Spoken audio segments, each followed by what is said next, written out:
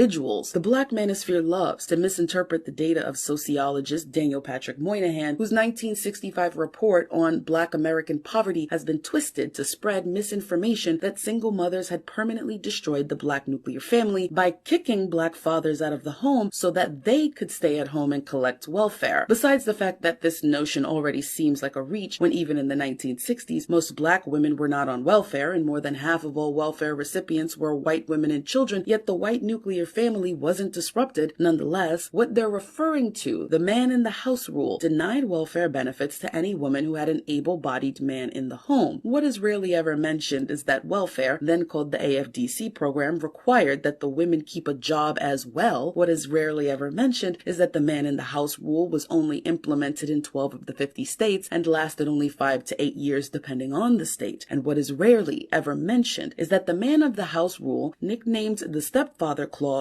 was created to address the increase of men living in the apartments who were not the fathers of the children in residence. It prevented poor women from having domestic relations with men who weren't their baby daddies, a morality clause, if you will. But the fathers of their children were already gone. In order to receive benefits, a woman had to be widowed, divorced, deserted, or never married at all, something that applied to many Black women. Desertion, or what Moynihan would call the poor man's divorce, was most common with Black men. Barely any Black women filed for divorce back then, but the poor man's divorce was a social phenomenon.